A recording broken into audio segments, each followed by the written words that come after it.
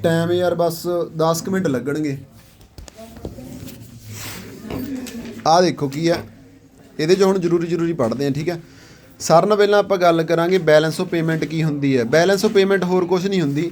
ਆਪਾਂ ਇੱਥੇ ਆਏ ਖਾਤੇ ਬਣਾ ਲਿਆ ਆਪਦੀ ਕਾਪੀ 'ਤੇ, ਇੱਥੇ ਲਿਖ ਲਿਆ ਖਰਚਾ, ਇੱਥੇ ਲਿਖ ਲਿਆ ਆਮਦਨ, ਠੀਕ ਹੈ।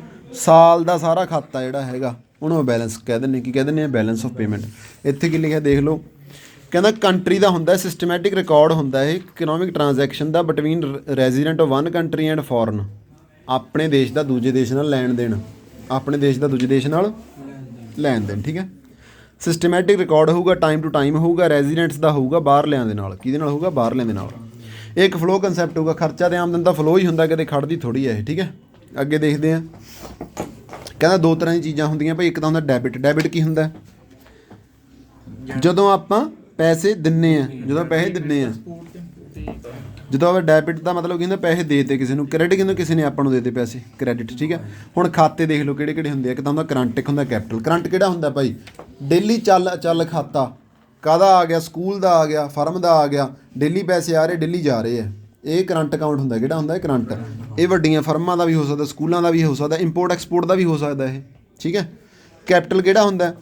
ਕੈਪੀਟਲ ਦੇ ਵਿੱਚ ਸਾਰੇ ਇੰਟਰਨੈਸ਼ਨਲ ਇਕਨੋਮਿਕ ਟ੍ਰਾਂਜੈਕਸ਼ਨ ਹੁੰਦੇ। ਕਿਹੜੇ ਹੁੰਦੇ ਆ? ਸਾਰੇ ਇੰਟਰਨੈਸ਼ਨਲ ਵੱਡੇ ਵੱਡੇ ਖਾਤੇ, ਠੀਕ ਹੈ। ਅੱਗੇ ਦੇਖਦੇ ਹਾਂ।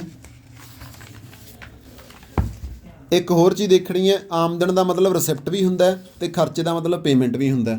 ਖਰਚਾ ਮਤਲਬ ਪੈਸੇ ਦੇ ਦੇਣੇ, ਡੈਬਿਟ ਕਰਦੇ ਨੇ। ਆਉਣ ਦਾ ਮਤਲਬ ਰਿਸਿਪਟ ਯਾਨੀ ਕਿ ਕ੍ਰੈਡਿਟ ਕਰਦੇ ਨੇ, ਠੀਕ ਹੈ। ਕੈਪੀਟਲ ਖਾਤਾ ਕਿਹੜਾ ਹੁੰਦਾ? ਤੁਹਾਨੂੰ ਪਤਾ ਹੀ, ਇੰਟਰਨੈਸ਼ਨਲ ਟ੍ਰਾਂਜੈਕਸ਼ਨਾਂ। ਕਿਹੜੀਆਂ? ਐਬਰੋਡ ਵਾਲੀਆਂ। ਐਬਰੋਡ ਨੂੰ ਪੈਸੇ ਦੇ ਤੇ, ਐਬਰੋਡ ਤੋਂ ਪੈਸੇ ਲੈ ਲਏ, ਉਹ ਕੀ ਹੈ? ਕੈਪੀਟਲ ਹੈ, ਠੀਕ ਹੈ। ਐਕਸਪੋਰਟ ਤੇ ਇੰਪੋਰਟ ਕੀ ਹੁੰਦਾ ਭਾਈ? ਧਿਆਨ ਨਾਲ ਦੇਖਾਂ। ਐਕਸਪੋਰਟ ਕੀ ਹੁੰਦਾ? ਬਾਹਰਲੇ ਕੰਟਰੀ ਨੂੰ ਸਮਾਨ ਆਪਾਂ ਘੱਲਤਾ, ਠੀਕ ਹੈ। ਜਦੋਂ ਤੂੰ ਬਾਹਰਲੀ ਕੰਟਰੀ ਨੂੰ ਸਮਾਨ ਘੱਲੇਗਾ, ਪੈਸਾ ਆਊਗਾ ਤੇਰੇ ਕੋਲ, ਪੈਸਾ ਰਿਸਿਪਟਸ ਆਉਣਗੀਆਂ, ਕ੍ਰੈਡਿਟ ਆਊਗਾ, ਠੀਕ ਹੈ। ਇੰਪੋਰਟ ਕੀ ਹੁੰਦਾ? ਬਾਹਰੋਂ ਸਮਾਨ ਮੰਗਾ ਲੈਣਾ, ਪੈਸਾ ਜਾਊਗਾ। ਪਤਾ ਲੱਗ ਗਿਆ? ਪੇਮੈਂਟਸ ਕਰਨੀਆਂ ਪੈਣਗੀਆਂ। ਇਹਨਾਂ ਦਾ ਹਿਸਾਬ ਕਿਤਾਬ ਨੂੰ ਆਪਾਂ ਕਹਿੰਦੇ ਨੇ ਬੈਲੈਂਸ ਆਫ ਪੇਮੈਂਟਸ, ਠੀਕ ਹੈ। ਇੱਕ ਹੁੰਦੀਆਂ ਇਨਵਿਜ਼ੀਬਲ ਆਈਟਮਸ। ਇਹ ਕਿਹੜੀਆਂ ਹੁੰਦੀਆਂ ਨੇ? ਜਿਹੜੀਆਂ ਨੋਨ ਟੈਂਜੀਬਲ ਹੁੰਦੀਆਂ, ਜਿਹਨੂੰ ਹੱਥ ਨਹੀਂ ਲਾ ਸਕਦੇ ਆਪਾਂ। ਜਿਵੇਂ ਸਰਵਿਸ ਹੋ ਗਈ। ਕੀ ਹੋ ਗਈ? ਸਰਵਿਸ। ਜਿਵੇਂ ਆਪਾਂ ਕੀ ਬਾਹਰਲੇ ਕਿਸੇ ਕੰਪਨੀ ਦਾ ਆਪਾਂ ਵਾਈਫਾਈ ਯੂਜ਼ ਕਰੀ ਜਾਂਦੇ ਹਾਂ, ਜਾਂ ਇੰਟਰਨੈਟ ਯੂਜ਼ ਕਰੀ ਜਾਂਦੇ ਹਾਂ, ਠੀਕ ਹੈ, ਜਾਂ ਐਪ ਯੂਜ਼ ਕਰੀ ਜਾਂਦੇ ਉਹਨਾਂ ਨੂੰ ਪੈਸੇ ਭਰਦੇ ਆਏ ਮਹੀਨੇ ਐਪਸ ਨੂੰ, ਠੀਕ ਹੈ। ਸਰਵਿਸ ਹੋ ਜਾਂਦੀਆਂ ਨੇ। ਹੋਰ ਅੱਗੇ ਕੀ ਆ ਜਾਂਦਾ? ਯੂਨੀਲੈਟਰਲ ਟਰਾਂਸਫਰ। ਯੂਨੀਲੈਟਰਲ ਕੀ ਹੁੰਦਾ ਭਾਈ?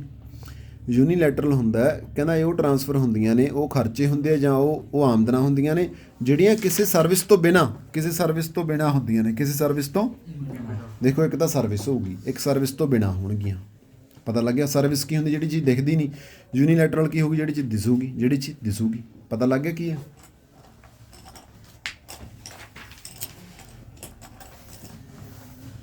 ਇਨਕਮ ਕੀ ਹੁੰਦੀ ਆ? ਇਨਕਮ ਹੁੰਦੀ ਆ ਭਾਈ ਜਿਹੜਾ ਆਪਾਂ ਨੂੰ ਆਮਦਨ ਹੁੰਦੀ ਆ। ਆਮਦਨ ਕਾਹਦੇ ਤੋਂ ਹੋਊਗੀ? ਜਦੋਂ ਤੂੰ ਇਨਵੈਸਟ ਕਰੇਂਗਾ, ਜਦੋਂ ਤੂੰ ਇਨਵੈਸਟ ਕਰੇਂਗਾ, ਜਾਂ ਜਦੋਂ ਤੈਨੂੰ ਵਿਆਜ ਆਊਗਾ, ਜਾਂ ਜਦੋਂ ਤੈਨੂੰ ਪ੍ਰੋਫਿਟ ਹੋਊਗਾ, ਜਾਂ ਜਦੋਂ ਤੈਨੂੰ ਡਿਵੀਡੈਂਡਸ ਮਿਲਣਗੇ, ਠੀਕ ਹੈ। ਉਹਨੂੰ ਆਪਾਂ ਇਨਕਮ ਕਹਿ ਦਿੰਦੇ ਹਾਂ। ਪਤਾ ਲੱਗ ਗਿਆ ਕੀ ਹੈ? ਇਨਕਮ ਦੇ ਵਿੱਚ ਹੋਰ ਕੀ ਆ ਜਾਊਗਾ? ਜੇ ਆਪਾਂ ਦੇਖੀਏ, ਕੰਪਨਸੇਸ਼ਨ ਆਫ ਇੰਪਲੋਏ ਆ ਜੂਗੀ। ਇੰਪਲੋਏ ਜਿਹੜਾ ਸਾਡਾ ਬੰਦਾ ਇੰਪਲੋਏ ਹੈ, ਉਹਨੂੰ ਮਿਲਦੀ ਜਿਹੜੀ ਕੰਪਨਸੇਸ਼ਨ, ਉਹ ਇਨਕਮ ਹੋ ਜੂਗੀ, ਠੀਕ ਹੈ। ਸੈਲਰੀ ਆ ਜੂਗੀ ਸਾਡੇ ਬੰਦੇ ਦੀ, ਚਾਹੇ ਕੰਟਰੀ ਵਾਲੇ ਬੰਦੇ ਦੀ, ਚਾਹੇ ਨੋਨ ਰੈਜ਼ੀਡੈਂਟ ਦੀ। ਪਤਾ ਲੱਗ ਗਿਆ ਕੀ ਕਹਾਣੀ ਹੈ ਇਹ? ਕੈਪੀਟਲ ਅਕਾਊਂਟ ਟ੍ਰਾਂਜੈਕਸ਼ਨਾਂ ਕਿਹੜੀਆਂ ਹੁੰਦੀਆਂ? ਜਿਹੜੀਆਂ ਇੰਟਰਨੈਸ਼ਨਲ ਲੈਵਲ 'ਤੇ ਚੱਲਦੀਆਂ ਨੇ। ਕਰੰਟ ਖਾਤਿਆਂ 'ਚੋਂ। ਕਿਹੜੇ ਖਾਤਿਆਂ 'ਚੋਂ? ਇੱਕ ਦੇਸ਼ ਤੋਂ ਦੂਜੇ ਦੇਸ਼ 'ਚ, ਦੂਜੇ ਦੇਸ਼ 'ਚੋਂ ਇੱਕ ਦੇਸ਼ 'ਚ। ਕੈਪੀਟਲ ਅਕਾਊਂਟ ਟ੍ਰਾਂਜੈਕਸ਼ਨਸ ਕਿਹੜੀਆਂ ਆ ਗਈਆਂ? ਇਹ ਕੈਪੀਟਲ ਅਕਾਊਂਟ। ਜ਼ਿਆਦਾ ਜ਼ਰੂਰੀ ਨਹੀਂ ਇਹਦੇ 'ਚੋਂ, ਆਹੀ ਪੜ੍ਹਨਾ, ਮੱਥਾ ਨਹੀਂ ਮਾਰਨਾ ਜ਼ਿਆਦਾ। ਡਾਇਰੈਕਟ ਫੋਰਨ ਇਨਵੈਸਟਮੈਂਟ ਕਿਹੜੀ ਹੁੰਦੀ ਆ? ਜਿਹੜੀ ਆਪਾਂ ਅਦਰ ਕੰਟਰੀ ਦੇ ਵਿੱਚ ਪੈਸਾ ਲਾ ਦਿੰਦੇ ਹਾਂ, ਡਾਇਰੈਕਟਲੀ ਆਪਾਂ ਫੋਰਨ ਦੇ ਵਿੱਚ ਇਨਵੈਸਟ ਕਰਦੇ ਹਾਂ। ਜਿਵੇਂ ਕਿ ਆਪਾਂ ਦੇਖੀਏ, investment undertaken by the firm belonging to other country. ਜਿਵੇਂ ਮੰਨ ਕੇ ਚਲੋ ਆਪਣੇ ਕੋਲ ਐਪ ਹੈ, ਇੱਕ ਗਰੋ ਐਪ ਹੈ, ਉਹਦੇ ਤੁਸੀਂ ਕੀ ਕੀਤਾ? ਤੁਸੀਂ ਗੂਗਲ 'ਤੇ ਪੈਸੇ ਲਾਤੇ, ਆਪਦਾ ਕੋਈ 0.0001% ਸ਼ੇਅਰ ਖਰੀਦ ਲਿਆ ਉਹਦਾ, ਠੀਕ ਹੈ। ਕੀ ਲਾਦੇ? ਤੁਸੀਂ ਪੈਸੇ ਲਾਦੇ, ਇਨਵੈਸਟਮੈਂਟ ਕਰਤੀ। ਕਿੱਥੇ ਕਰਤੀ? ਫੋਰਨ 'ਚ। ਡਾਇਰੈਕਟ ਕੀਤੀ ਹੈ, ਡਾਇਰੈਕਟ। ਪਤਾ ਲੱਗ ਗਿਆ? ਡਾਇਰੈਕਟ ਕਿਵੇਂ ਕੀਤੀ ਹੈ? ਕੋਈ ਦਲਾਲ ਥੋੜ੍ਹੀ ਹੈ ਵਿੱਚ, ਐਪ ਹੈ, ਬਟਨ ਆਪਾਂ ਡਾਇਰੈਕਟ ਪੈਸੇ ਗਏ ਆਪਣੇ, ਇਨਵੈਸਟ ਹੋ ਗਏ। ਪਤਾ ਲੱਗਿਆ? ਪੋਰਟਫੋਲੀਓ ਇਨਵੈਸਟਮੈਂਟ ਕੀ ਹੁੰਦੀ ਹੈ ਭਾਈ? ਪੋਰਟਫੋਲੀਓ ਹੁੰਦੀ ਆ, ਪੋਰਟਫੋਲੀਓ ਦੇ ਵਿੱਚ ਸਿੰਪਲ ਇੱਕ ਚੀਜ਼ ਆਉਂਦੀ ਵੀ ਜਦੋਂ ਸ਼ੇਅਰ ਖਰੀਦਦੇ ਹਾਂ, ਕੀ ਖਰੀਦਦੇ ਹਾਂ ਆਪਾਂ? ਸ਼ੇਅਰ ਖਰੀਦਦੇ ਹਾਂ ਕਿਸੇ ਕੰਪਨੀ ਦੇ, ਜਾਂ ਬੌਂਡਸ ਖਰੀਦਦੇ ਹਾਂ, ਚਾਹੇ ਫੋਰਨ ਕੰਪਨੀ ਤੋਂ, ਚਾਹੇ ਫੋਰਨ ਕੰਟਰੀ ਤੋਂ। ਚਾਹੇ ਫੋਰਨ ਕੰਪਨੀ ਤੋਂ, ਚਾਹੇ ਫੋਰਨ ਕੰਟਰੀ ਮਤਲਬ ਸਰਕਾਰ ਤੋਂ, ਠੀਕ ਹੈ। ਕੋਈ ਬਾਹਰਲੀ ਕੰਪਨੀ ਹੈ ਆਸਟ੍ਰੇਲੀਆ ਦੀ, ਉਹਨੇ ਕੀ ਕੀਤਾ? ਉਹਨੇ ਆਪਦੇ ਕੋਲ ਮਾਈਨਸ ਵੇਚੀਆਂ, ਉਹ ਅਡਾਨੀ ਨੇ ਖਰੀਦ ਲਈਆਂ। ਉਹ ਕੀ ਹੈ? ਉਹ ਪੋਰਟਫੋਲੀਓ ਇਨਵੈਸਟਮੈਂਟ ਕਰਤੀ ਉਹਨੇ, ਸਰਕਾਰ ਤੋਂ ਖਰੀਦ ਲਈਆਂ ਉਹਨੇ। ਪਤਾ ਲੱਗ ਗਿਆ? ਬਾਹਰਲੀ ਤੋਂ। RBI ਕੀ ਆ, RBI ਦੇ ਵਿੱਚ ਆ ਜਾਣਗੀਆਂ ਵੇਰੀਅਸ ਆਈਟਮਸ ਆ ਜਾਣਗੀਆਂ, ਜਿਵੇਂ ਕਿ ਫੋਰਨ ਇਨਵੈਸਟਮੈਂਟ ਆ ਜੂਗੀ, ਲੋਨ ਆ ਜੂਗਾ, ਬੈਂਕਿੰਗ ਕੈਪੀਟਲ ਆ ਜੂਗਾ, ਫਾਲਤੂ ਪੜ੍ਹਨ ਦੀ ਲੋੜ ਨਹੀਂ।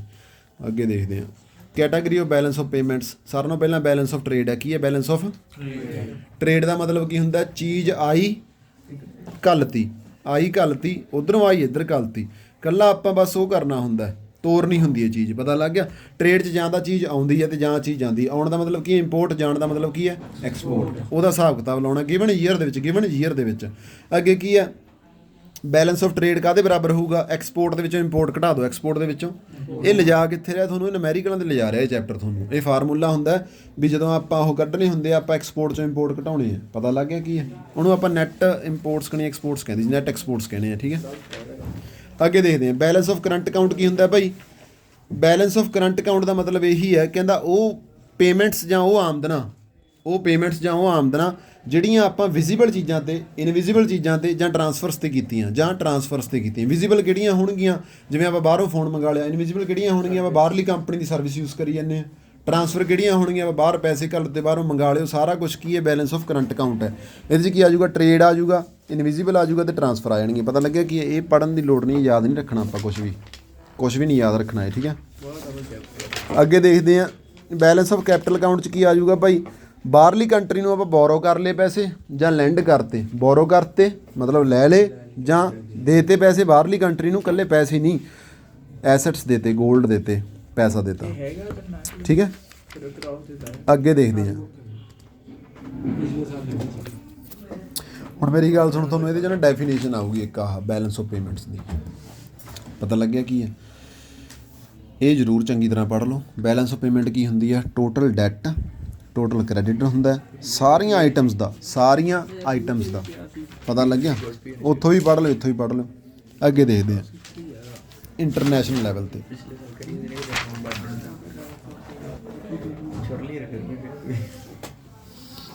ਅੱਗੇ ਦੇਖਦੇ ਹਾਂ ਭਾਈ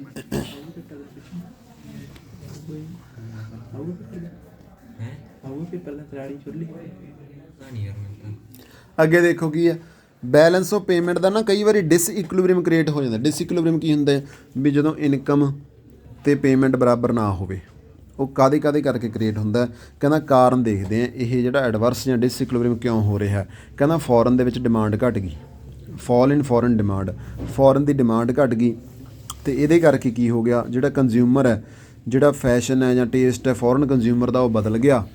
ਠੀਕ ਹੈ, ਅਤੇ ਡਿਮਾਂਡ ਘੱਟ ਗਈ ਜਾਂ ਡਿਮਾਂਡ ਵੱਧ ਗਈ। ਇਹਦੇ ਨਾਲ ਕੀ ਆ ਗਿਆ? ਰਿਸੈਸ਼ਨ ਵੀ ਆ ਸਕਦਾ ਅਤੇ ਇਹਦੇ ਨਾਲ ਤਰੱਕੀ ਵੀ ਹੋ ਸਕਦੀ ਹੈ। ਮੰਨ ਕੇ ਚਲੋ ਫੋਰਨ ਦਾ ਕੰਜ਼ਿਊਮਰ ਹੈ, ਪਹਿਲਾਂ ਇੱਥੋਂ ਚੀਜ਼ਾਂ ਖਰੀਦਦਾ ਸੀ, ਉਹਦਾ ਮਨ ਬਦਲ ਗਿਆ, ਜਾਂ ਉਹਦਾ ਕੋਈ ਹੈ ਡਿਮਾਂਡ ਘੱਟ ਗਈ, ਉਹਨਾਂ ਕੋਲ ਹੁਣ ਚੀਜ਼ਾਂ ਬਹੁਤ ਹੈ, ਉਹ ਇੱਥੋਂ ਸਮਾਨ ਖਰੀਦਣੋਂ ਹਟ ਗਿਆ, ਤਾਂ ਤੁਹਾਡੇ ਦੇਸ਼ 'ਚ ਕੀ ਆ ਜੂਗੀ? ਰਿਸੈਸ਼ਨ ਆ ਜੂਗੀ। ਕੀ ਆ ਜੂਗੀ?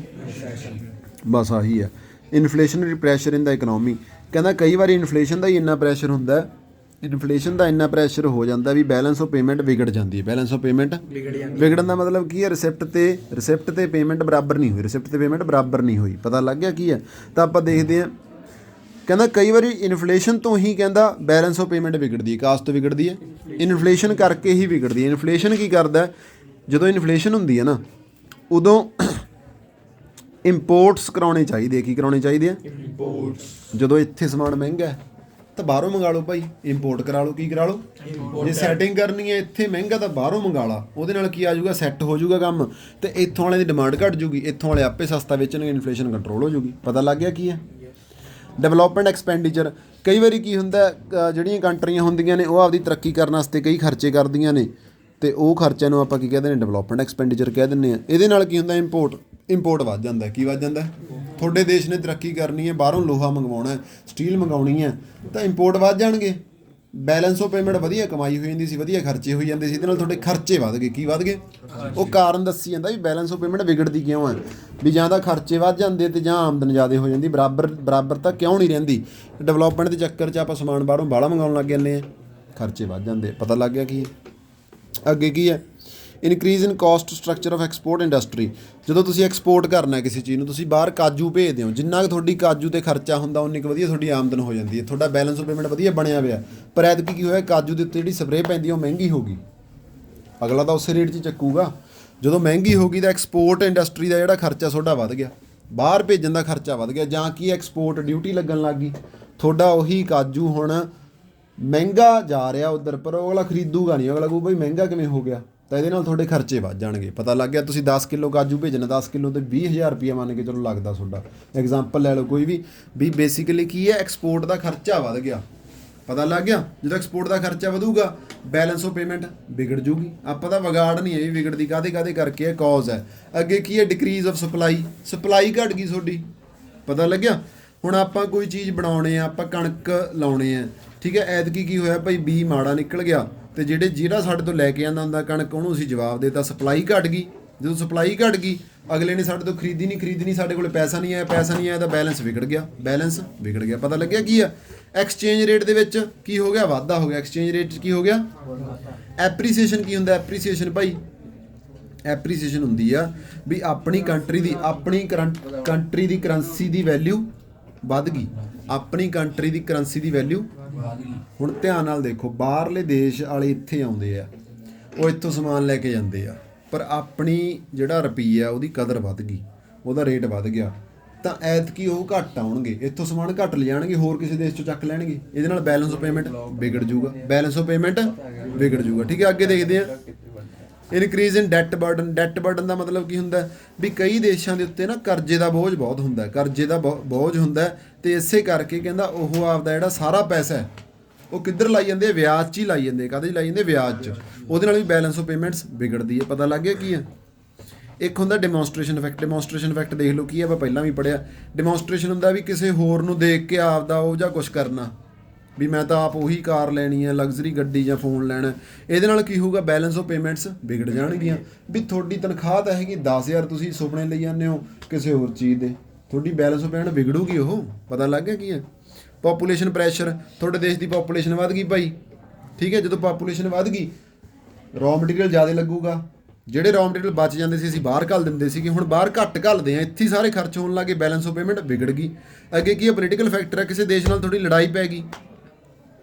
ਅੱਗੇ ਚਾਈਨਾ ਸਾਡਾ ਸਾਰਾ ਸਮਾਨ ਚੱਕ ਲੈਂਦਾ ਸੀਗਾ, ਚਾਈਨਾ ਨਾਲ ਅਸੀਂ ਲੜ ਪਏ, ਹੁਣ ਹੋਰ ਦੇਸ਼ ਨੂੰ ਕਿਹਨੂੰ ਵੇਚ ਗਏ, ਇੱਥੇ ਹੀ ਰਹਿ ਗਿਆ, ਗਲ ਗਿਆ ਉਹ ਸਮਾਨ, ਬੈਲੈਂਸ ਆਫ ਪੇਮੈਂਟ ਵਿਗੜ ਗਈ। ਪਤਾ ਲੱਗ ਗਿਆ ਕੀ ਹੈ। ਅੱਗੇ ਦੇਖਦੇ ਹਾਂ, ਆਹ ਸਾਰੇ ਕਾਰਨ ਹੈ ਭਾਈ, ਇਹਦੇ ਇਕੱਠੇ ਕਰਤੇ ਉਹਨਾਂ ਨੇ। ਕਹਿੰਦਾ ਫਿਰ ਹੱਲ ਕੀ ਕਰੋਗੇ ਇਹਦਾ। ਸਾਰਿਆਂ ਨਾਲੋਂ ਪਹਿਲਾਂ ਜਿਹੜੀ ਕਰੰਸੀ ਤੁਸੀਂ ਵਧਾਈ ਬੈਠੇ ਉਹਨੂੰ ਡੈਪਰੀਸ਼ੀਏਟ ਕਰੋ। ਕੀ ਕਰੋ ਉਹਨੂੰ, ਡੈਪਰੀਸ਼ੀਏਸ਼ਨ ਦਾ ਫਾਇਦਾ ਹੋ ਜਾਂਦਾ ਇੱਕ। ਡੈਪਰੀਸ਼ੀਏਸ਼ਨ ਪਤਾ ਕੀ ਹੁੰਦੀ ਹੈ, ਡੈਪਰੀਸ਼ੀਏਸ਼ਨ ਹੁੰਦੀ ਹੈ ਵੀ ਮੰਨ ਕੇ ਚੱਲੋ ਵੀ ਜਿਹੜਾ ਐਕਸਚੇਂਜ ਰੇਟ ਹੈ ਨਾ ਉਹ ਘਟ ਜਾਣਾ, ਉਹਨੂੰ ਐਡਜਸਟ ਕਰਨਾ, ਠੀਕ ਹੈ। ਇਹਦੇ ਨਾਲ ਕੀ ਹੋਊਗਾ, ਜਦੋਂ ਤੁਸੀਂ ਆਪਦੀ ਹਰੇਕ ਚੀਜ਼ ਆਪਦਾ ਜਿਹੜਾ ਰੁਪਈਏ ਦਾ ਰੇਟ ਸਸਤਾ ਕਰ ਦੋਗੇ, ਤਾਂ ਫੋਰਨ ਵਾਲੇ ਕਹਿਣਗੇ ਇੰਡੀਆ ਚੱਲੀਓ, ਇੰਡੀਆ 'ਚੋਂ ਲੈ ਕੇ ਇਹ ਸਸਤਾ ਮਿਲਦਾ ਹੈ। ਇੰਡੀਆ ਵਾਲਾ ਇੱਧਰ ਪੈਸੇ ਲਾਊਗਾ, ਇੰਡੀਆ ਵਾਲਾ ਇੱਧਰ ਹੀ ਕਾਰੋਬਾਰ ਕਰ ਲੂਗਾ, ਉਦੋਂ ਆਪਾਂ ਕਰੰਸੀ ਚੱਕ ਦਿਆਂਗੇ, ਇੱਥੇ ਫਸ ਜੂਗਾ ਉਹ, ਬੈਲੈਂਸ ਆਫ ਪੇਮੈਂਟ ਬਰਾਬਰ ਹੋ ਜੂਗੀ। ਪਤਾ ਲੱਗ ਗਿਆ। ਜੇ ਐਪਰੀਸੀਏਸ਼ਨ ਦਾ ਡੈਪਰੀਸੀਏਸ਼ਨ ਕਰ ਦਿਓ, ਰੁਪਈਏ ਦੀ ਵੈਲਿਊ ਵਧਾ ਦਿਓ। ਪਤਾ ਲੱਗਿਆ ਕੀ ਹੈ। ਡੀਵੈਲੂਏਸ਼ਨ ਕਰ ਦਿਓ ਕਰੰਸੀ ਦੀ, ਕੀ ਕਰ ਦਿਓ, ਡੀਵੈਲੂਏਸ਼ਨ ਵੀ ਸੇਮ ਹੀ ਹੁੰਦਾ। ਹੁਣ ਮੁੱਦਾ ਇਹ ਹੈ ਵੀ ਡੈਪਰੀਸੀਏਸ਼ਨ ਤੇ ਡੀਵੈਲੂਏਸ਼ਨ 'ਚ ਕੀ ਫਰਕ ਹੁੰਦੀ ਹੈ ਭਾਈ। ਜਿਹੜੀ ਡੈਪਰੀਸੀਏਸ਼ਨ ਹੁੰਦੀ ਆ ਉਹ ਕੌਣ ਕਰਦਾ, ਉਹ ਕਰਦੀ ਹੈ ਸਰਕਾਰ। ਕੌਣ ਕਰਦੀ ਹੈ, ਡੀਵੈਲੂ ਕੌਣ ਕਰਦਾ, ਦੁਕਾਨਦਾਰ। ਤੁਸੀਂ ਇੱਥੋਂ ਕੋਈ ਕਿਤਾਬ ਵੇਚਣੀ ਹੈ ਤੁਹਾਡੀ, ਆ ਬਾਹਰ ਵਿਕਦੀ ਹੈ ਕਿਤਾਬ, ਤੁਸੀਂ ਇੱਥੇ ਹੀ ਲਿਖਦਾ $20 ਲਿਖ ਕੇ ਲਾਤਾ, ਠੀਕ ਹੈ। ਤੁਸੀਂ ਅਗਲੀ ਫੋਟੋ $15 ਦੀ ਪਾ ਦਿਓ, ਡੀਵੈਲਿਊ ਹੋ ਗਿਆ। ਕੀ ਹੋ ਗਿਆ, ਉਹ ਡੀਵੈਲਿਊ। ਅਗਲਾ ਵੱਧ ਕਿਤਾਬਾਂ ਖਰੀਦੂਗਾ, ਜਦੋਂ ਵੱਧ ਖਰੀਦੂਗਾ ਡਿਮਾਂਡ ਵੱਧ ਜੂਗੀ, ਪੈਸੇ ਆ ਜਾਣਗੇ, ਬੈਲੈਂਸ ਆਫ ਪੇਮੈਂਟ ਜਿਹੜੀ ਵਿਗੜੀ ਸੀ ਉਹ ਸੈੱਟ ਹੋ ਜੂਗੀ। ਡੀਵੈਲਿਊ ਤੇ ਡੈਪਰੀਸੀਏਸ਼ਨ ਪੜ੍ਹ ਲਿਓ ਭਾਈ ਕੀ ਹੁੰਦੀ ਹੈ, ਤੁਹਾਨੂੰ ਬੋਲ ਕੇ ਦੱਸਤਾ ਹੁਣ ਮੈਂ। ਪਤਾ ਲੱਗ ਗਿਆ ਕੀ ਹੈ, ਜ਼ਰੂਰੀ ਹੈ ਇਹ। ਅੱਗੇ ਆ ਜਾ ਡੀਵੈਲੂਏਸ਼ਨ, ਪਤਾ ਕੀ ਹੈ, ਸ਼ਾਰਟਕਟ ਦੱਸ ਦੇਣਾ। ਡੀਵੈਲੂਏਸ਼ਨ ਹੁੰਦੀ ਹੈ ਸਿਰਫ ਡਿਮਾਂਡ ਤੇ ਸਪਲਾਈ ਕਰਕੇ, ਕਾਹਦੇ ਕਰਕੇ ਹੁੰਦੀ ਹੈ, ਤੇ ਡੈਪਰੀਸੀਏਸ਼ਨ ਕਰਦੀ ਹੈ ਸਰਕਾਰ। ਕੌਣ ਕਰਦੀ ਹੈ, ਸਰਕਾਰ। ਇੰਪੋਰਟ ਕੰਟਰੋਲ, ਕਹਿੰਦਾ ਤੁਸੀਂ ਦੇਖੋ ਹੁਣ ਖਰਚਾ ਜ਼ਿਆਦਾ ਕਰੀ ਜਾਂਦੇ ਹੋ, ਖਰਚਾ ਤੁਸੀਂ ਜ਼ਿਆਦਾ ਕਰਦੇ ਹੋ, ਤੁਸੀਂ ਸਮਾਨ ਬਾਹਰੋਂ ਘੱਟ ਮੰਗਾਉਣ ਲੱਗ ਜਾਓ, ਕੰਟਰੋਲ ਕਰ ਲਓ, ਤੁਹਾਡਾ ਬੈਲੈਂਸ ਆਫ ਪੇਮੈਂਟ ਸੈੱਟ ਹੋ ਜਾਊਗਾ। ਐਕਸਪੋਰਟ ਨੂੰ ਪ੍ਰਮੋਟ ਕਰੋ, ਤੁਸੀਂ ਐਡਾਂ ਪਾਓ, ਮਸ਼ਹੂਰੀਆਂ ਪਾਓ, ਆਪਦੇ ਕਾਜੂ ਜਿਹੜੇ ਤੁਸੀਂ ਲਾਏ ਆ ਖੇਤ 'ਚ ਉਹਨਾਂ ਦੀਆਂ ਫੋਟੋਆਂ ਪਾ ਕੇ ਨਾਲ ਕੋਈ ਹੈਲਥ ਬੈਨੀਫਿਟ ਦੱਸੋ, ਪ੍ਰਮੋਟ ਕਰੋ। ਕੀ ਕਰੋ, ਪ੍ਰਮੋਟ। ਪਤਾ ਲੱਗ ਗਿਆ। ਇਹਦੇ ਨਾਲ ਫੋਰਨ ਵਾਲੇ ਵੱਧ ਖਰੀਦੂਗਾ ਤੇ ਆਪਣੀ ਬੈਲੈਂਸ ਆਫ ਪੇਮੈਂਟ ਸੈੱਟ ਹੋ ਜਾਊਗੀ। ਪਤਾ ਲੱਗ ਗਿਆ ਕੀ ਹੈ। ਐਕਸਚੇਂਜ ਕੰਟਰੋਲ ਕੀ ਹੁੰਦਾ ਭਾਈ, ਆ ਗਿਆ ਬਸ 2-4 ਮਿੰਟਾਂ ਜੀ।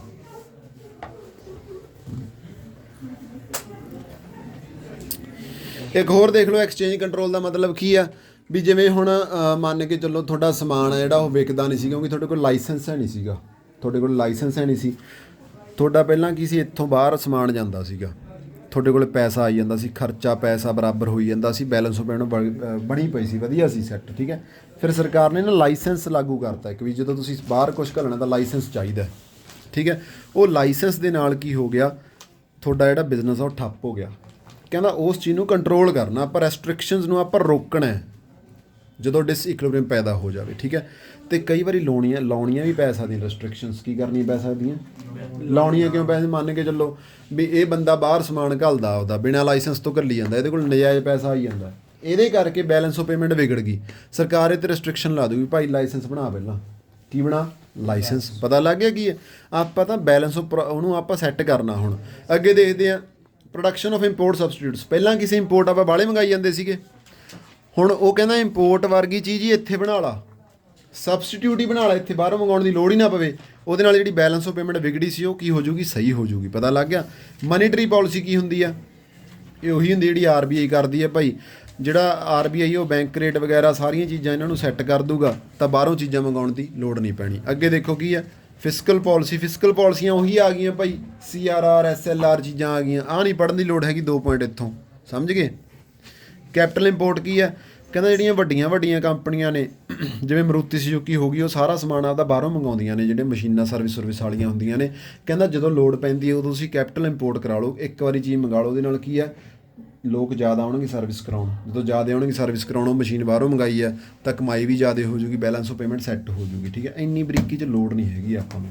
ਆਪਾਂ ਕੀ ਪੜ੍ਹਾਂਗੇ ਇੱਥੋਂ, ਡੈਪਰੀਸੀਏਸ਼ਨ ਤੇ ਡੀਵੈਲੂਏਸ਼ਨ, 2 ਚੀਜ਼ਾਂ ਇੱਥੋਂ ਪੜ੍ਹਾਂਗੇ। ਕਿਹੜੀਆਂ, ਡੈਪਰੀਸੀਏਸ਼ਨ ਤੇ ਡੀਵੈਲੂਏਸ਼ਨ। ਬਸ ਹੁਣ ਆਪਾਂ ਇੱਕ ਦੇਖਾਂਗੇ ਐਕਸਚੇਂਜ ਰੇਟ ਕੀ ਹੁੰਦਾ। ਇੱਕ ਐਕਸਚੇਂਜ ਰੇਟ ਦੀ ਡੈਫੀਨੇਸ਼ਨ ਜੇ ਆ ਜੇ ਸਿੰਪਲ ਕਹਿਣਾ ਵੀ ਕਿੰਨੇ ਰੁਪਈਏ ਦੀ ਕਦਰ ਕੀ ਹੈ, ਡੀਵੈਲਿਊ ਕੌਣ ਕਰਦੀ ਹੈ, ਸੈਂਟਰਲ। ਡੈਪਰੀਸੀਏਸ਼ਨ ਲਿਖਿਆ ਇੱਥੇ, ਚਲੋ ਆਪਾਂ ਦੇਖਦੇ ਹਾਂ, ਕਲੀਅਰ ਕਰਦੇ ਹਾਂ। ਧਿਆਨ ਨਾਲ ਦੇਖੋ ਐਕਸਚੇਂਜ ਰੇਟ ਕੀ ਹੁੰਦਾ ਭਾਈ। ਐਕਸਚੇਂਜ ਰੇਟ ਇਹ ਹੁੰਦਾ ਵੀ $1 ਦੇ ਵਿੱਚ ਕਿੰਨੇ ਰੁਪਈਏ ਆ ਰਹੇ ਆ, $1 'ਚ ਕਿੰਨੇ ਰੁਪਈਏ ਆਉਂਦੇ ਆ। ਹੁਣ ਜੇ ਆਪਾਂ ਗੱਲ ਕਰੀਏ ਵੀ $1 'ਚ 50 ਰੁਪਈਏ ਹੈ, $1 'ਚ ਕਿੰਨੇ ਆ, 50 ਰੁਪਈਏ। ਦੂਜੇ ਕੇਸ 'ਚ $1 'ਚ ਕਿੰਨੇ ਆ, 60 ਰੁਪਈਏ। ਹੁਣ ਜਦੋਂ 60 ਰੁਪਈਏ ਹੈ $1 ਦੇ ਵਿੱਚ, ਉਦੋਂ ਮਤਲਬ ਕੀ ਹੈ, ਡਾਲਰ ਮਹਿੰਗਾ ਹੈ। ਡਾਲਰ ਕੀ ਹੈ, ਮਹਿੰਗਾ। ਜਦੋਂ ਡਾਲਰ ਮਹਿੰਗਾ ਆਪਾਂ ਬਾਹਰੋਂ ਸਮਾਨ ਨਹੀਂ ਮੰਗਾਉਂਦੇਗੇ, ਡਾਲਰ ਸਸਤਾ ਬਾਹਰੋਂ ਸਮਾਨ ਮੰਗਾ ਲੈਂਦੇ ਆ। ਪਤਾ ਲੱਗਿਆ ਐਕਸਚੇਂਜ ਰੇਟ ਕੀ ਹੈ, ਵੀ ਕਿੰਨੇ ਡਾਲਰ ਦੇ ਬਦਲੇ ਸਾਡੇ ਕਿੰਨੇ ਰੁਪਈਆਂ ਦਾ ਐਕਸਚੇਂਜ ਹੋ ਰਿਹਾ, ਕੀ ਹੋ ਰਿਹਾ, ਪਤਾ ਲੱਗ ਗਿਆ ਕੀ ਹੈ। ਅੱਗੇ ਦੇਖਦੇ ਹਾਂ ਐਕਸਚੇਂਜ ਰੇਟ, ਰੇਟ, ਹਾਂ, currency of different country are exchange, currency of different country are exchange, ਪਤਾ ਲੱਗ ਗਿਆ। ਅੱਗੇ ਦੇਖਦੇ ਹਾਂ ਐਕਸਚੇਂਜ ਰੇਟ 2 ਤਰ੍ਹਾਂ ਦਾ ਹੁੰਦਾ ਭਾਈ, ਇੱਕ ਤਾਂ ਫਿਕਸ ਹੁੰਦਾ, ਇੱਕ ਹੁੰਦਾ ਫਲੈਕਸੀਬਲ। ਫਿਕਸ ਕਿਹੜਾ ਹੁੰਦਾ, ਸਰਕਾਰ ਕਰਦੀ ਹੈ, ਕੀ ਕਰਦੀ ਹੈ, ਸਰਕਾਰ ਕਰਦੀ ਹੈ, ਠੀਕ ਹੈ। ਫਲੈਕਸੀਬਲ ਕਿਹੜਾ ਹੁੰਦਾ, ਡਿਮਾਂਡ ਤੇ ਸਪਲਾਈ, ਠੀਕ ਹੈ। ਹੁਣ ਜੇ ਆਪਾਂ ਦੇਖੀਏ ਵੀ ਡਿਮਾਂਡ ਤੇ ਸਪਲਾਈ ਦਾ ਕਿੱਥੇ ਮੁੱਦਾ, ਇਹ ਕਿੱਥੇ ਪੈਂਦਾ, ਚੱਕਰ ਕਿੱਥੇ ਪੈਂਦਾ, ਮੇਰੀ ਗੱਲ ਧਿਆਨ ਨਾਲ ਸੁਣੋ। ਹੁਣ ਤੁਸੀਂ ਦੁਕਾਨ ਖੋਲ੍ਹੀ ਇੱਕ, ਉਸ ਦੁਕਾਨ ਦਾ ਨਾਮ ਹੈਗਾ ਵੈਸਟਰਨ ਯੂਨੀਅਨ ਮਨੀ ਟ੍ਰਾਂਸਫਰ ਹੈ, ਕੀ ਨਾਮ ਆ ਉਹਦਾ। ਉੱਥੇ ਪਤਾ ਕੀ ਹੁੰਦਾ, ਉੱਥੇ ਤੁਸੀਂ ਰੁਪਈਏ ਦੇ ਆਉਣੇ ਹੋ, ਉਹ ਤੁਸੀਂ ਡਾਲਰ ਲਿਆਉਣੇ ਹੋ ਉੱਥੋਂ। ਕੀ ਲਿਆਉਣੇ ਤੁਸੀਂ ਉੱਥੋਂ, ਡਾਲਰ ਲਿਆਉਣੇ ਹੋ।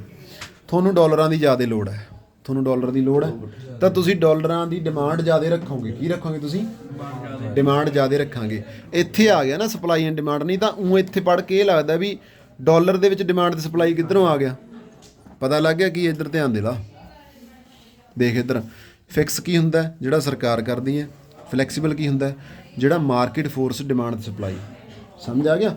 ਹੁਣ ਤੁਸੀਂ ਗਏ ਦੁਕਾਨ 'ਤੇ ਵੈਸਟਰਨ ਯੂਨੀਅਨ ਕੋਲੇ, ਤੁਸੀਂ ਉਹਨੂੰ ਆਪਦੇ ਪੈਸੇ ਫੜਾਤੇ ਵੀ ਆਹ ਚੱਕ ਭਾਈ ਲੱਖ ਰੁਪਈਆ ਮੈਨੂੰ ਡਾਲਰ ਚਾਹੀਦੇ ਆ, ਮੈਂ ਆਪਦੇ ਮੁੰਡੇ ਨੂੰ ਭੇਜਣੇ ਜਾਂ ਕੁਛ ਕਰਨਾ ਹੈ, ਤਾਂ ਉਹ ਦੁਕਾਨਦਾਰ ਨੂੰ ਲੋੜ ਪਊਗੀ ਡਾਲਰਾਂ ਦੀ। ਪਤਾ ਲੱਗ ਗਿਆ। RBI ਨੂੰ ਲੋੜ ਪੈਂਦੀ ਡਾਲਰਾਂ ਦੀ, ਕਿਉਂਕਿ RBI ਨੇ ਡਾਲਰਾਂ ਦੇ ਰੂਪ 'ਚ ਲੋਨ ਲੈਣਾ ਹੁੰਦਾ, ਡਾਲਰਾਂ ਦੇ ਰੂਪ 'ਚ ਇੰਪੋਰਟਸ ਕਰਾਉਣੇ ਹੁੰਦੇ ਆ। ਪਤਾ ਲੱਗ ਗਿਆ। 2 ਤਰ੍ਹਾਂ ਦੇ ਹੁੰਦੇ ਆ ਇਹ ਐਕਸਚੇਂਜ, ਇੱਕ ਤਾਂ ਹੁੰਦਾ ਫਿਕਸ, ਇੱਕ ਹੁੰਦਾ ਫਲੈਕਸੀਬਲ। ਫਲੈਕਸੀਬਲ ਐਕਸਚੇਂਜ ਰੇਟ ਕੌਣ ਹੁੰਦਾ, ਜਦੋਂ ਡਿਮਾਂਡ ਵੱਧ ਜਾਂਦੀ ਆ ਉਦੋਂ ਡਾਲਰ ਦਾ ਰੇਟ ਵੱਧ ਜਾਂਦਾ। ਡਿਮਾਂਡ ਵੱਧ ਜੂਗੀ, ਡਾਲਰ ਦਾ ਰੇਟ ਵੱਧ ਜੂਗਾ। ਪਤਾ ਲੱਗ ਗਿਆ ਕੀ ਗੱਲ ਹੈ ਇਹ।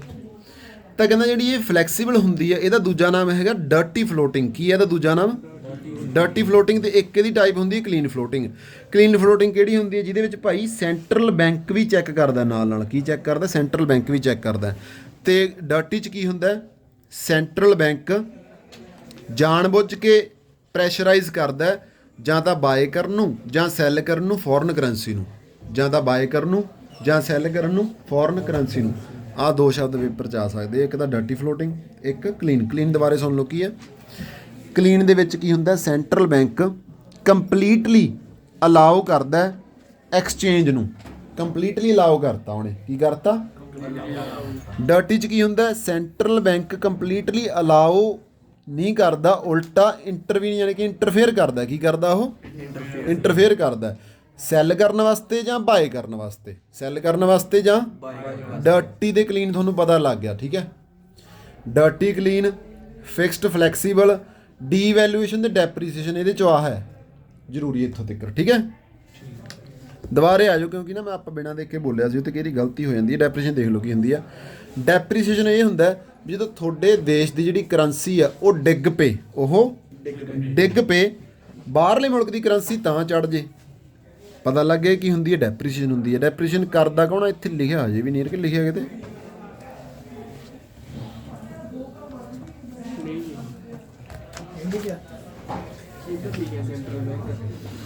ਇੱਧਰ ਦੇਖੋ ਭਾਈ, ਐਪਰੀਸੀਏਸ਼ਨ ਕੀ ਹੁੰਦੀ ਆ, ਜਦੋਂ ਤੁਹਾਡੇ ਦੇਸ਼ ਦੀ ਜਿਹੜੀ ਕਰੰਸੀ ਆ ਉਹ ਵੱਧ ਗਈ ਕੰਪੈਰੀਟਿਵਲੀ ਡਾਲਰ ਜਾਂ ਕੋਈ ਵੀ ਬਾਹਰਲਾ ਮੁਲਕ। ਵੈਸੇ ਜਿਹੜਾ ਆਪਾਂ ਐਕਸਚੇਂਜ ਕਰਦੇ ਡਾਲਰ 'ਚ ਹੀ ਕਰਦੇ ਹਾਂ, ਕਾਹਦੇ 'ਚ ਕਰਦੇ ਹਾਂ, ਉਹ ਡਾਲਰ 'ਚ ਕਰਦੇ ਹਾਂ।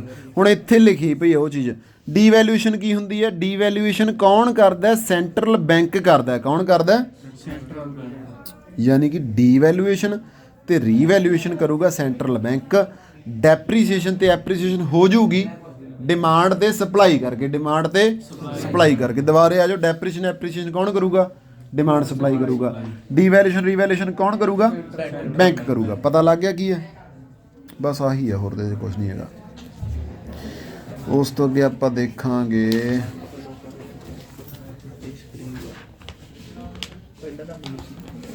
ਆ ਨਹੀਂ ਪੜ੍ਹਨ ਦੀ ਲੋੜ ਭਾਈ, ਕੁਛ ਵੀ ਨਹੀਂ ਪੜ੍ਹਨ ਦੀ ਲੋੜ ਆ, ਠੀਕ ਹੈ। ਦੇਖੋ ਇਹਦੇ ਜ਼ਰੂਰੀ ਕੀ ਆ, ਬੈਲੈਂਸ ਆਫ ਪੇਮੈਂਟ, ਹੋਰ ਹੈਗਾ ਯੂਨੀਲੈਟਰਲ ਕਰ ਲਿਓ,